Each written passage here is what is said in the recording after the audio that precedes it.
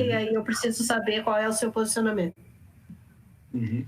Eu entendo, Excelência, que vai causar um certo problema, porque eu teria, de qualquer forma, que antes da sequência da audiência, conversar com ele para que ele tivesse a informação em alemão de tudo aquilo que foi dito. Então, apesar de estar truncado, me parece que é a única maneira de garantir que ele tenha ciência do que está sendo relatado pela vítima. Excelência... Desculpa, doutor, me interromper, mas é só uma sugestão que eu faço.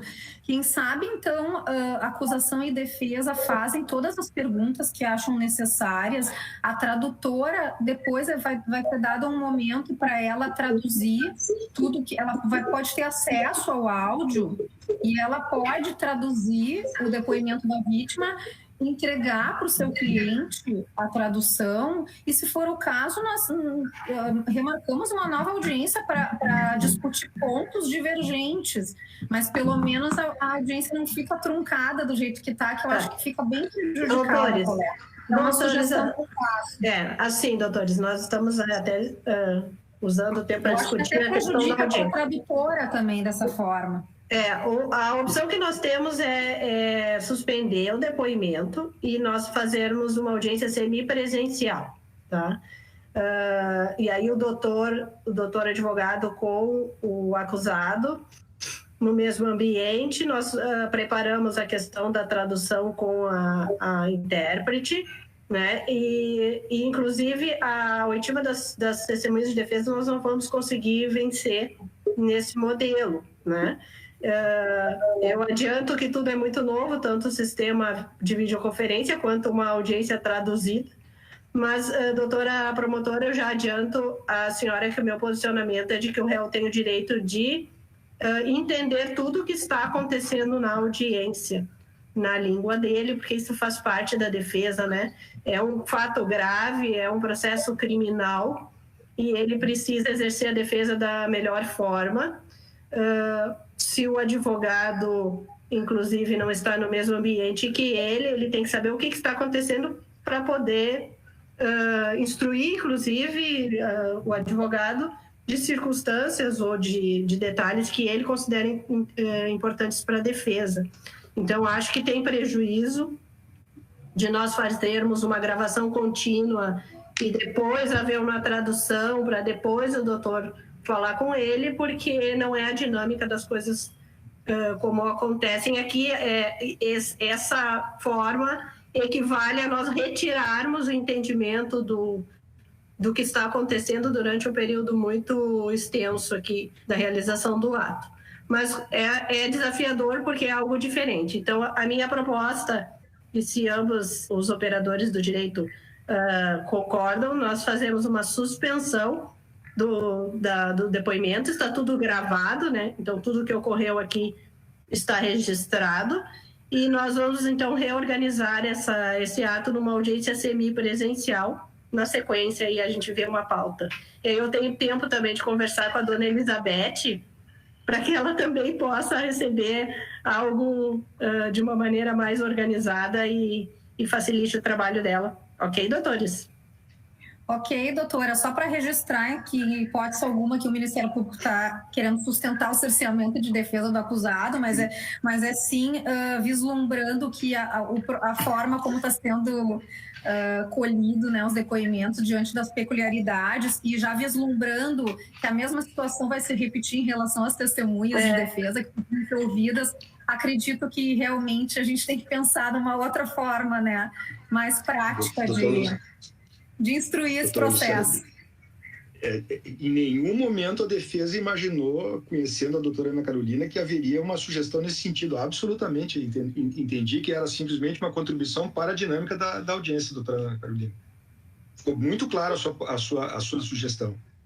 Excelência, eu queria fazer um requerimento. Não sei se a senhora quer me dar a palavra daqui a pouco. Um requerimento Ele tem relação com o que nós estávamos falando? Nada. Eu posso, então, dispensar a dona Elizabeth, até porque depois eu preciso conversar com ela reservadamente, né? Sim, sobre as questões da nomeação. E a defesa achou muito interessante a audiência semipresencial, que aí resolveria esse problema. Eu estaria ao lado dele. Perfeito, achei excelente. Nós vamos organizar dessa forma. O requerimento é outro, Excelência, tá? Tá ok. Então, deixa eu só dispensar as pessoas, então, que não vão mais participar. A dona só um pouquinho. Dona Sandra, a senhora quer falar algo?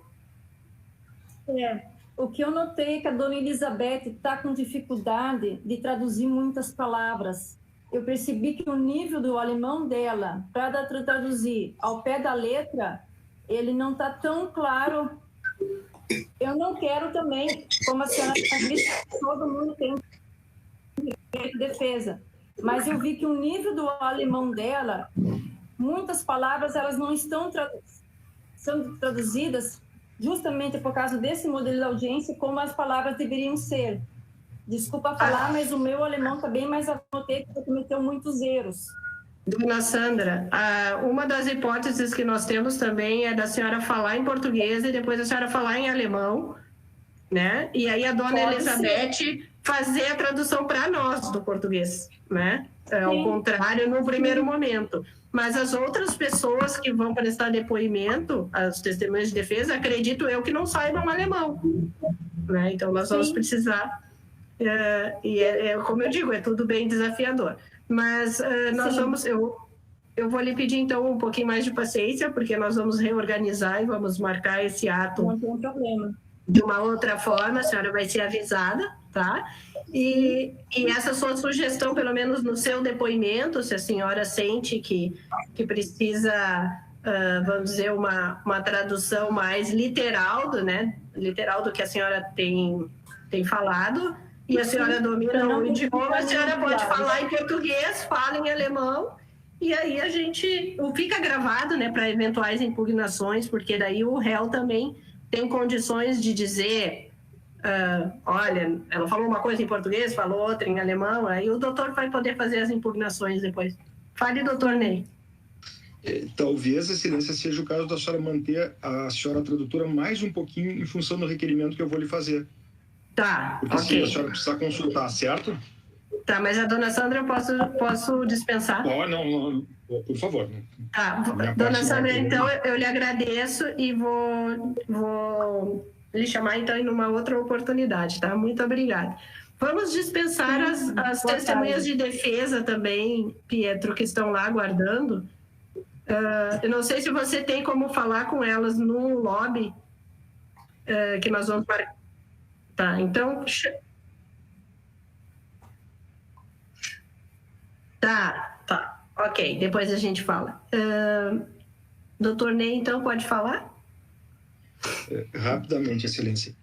Eu gostaria que ele tivesse a possibilidade de viajar, informando a data da viagem, ida e volta, em função de questões de trabalho. E se a senhora quiser, ele pode lhe dizer quais seriam essas com a ajuda da nossa tradutora.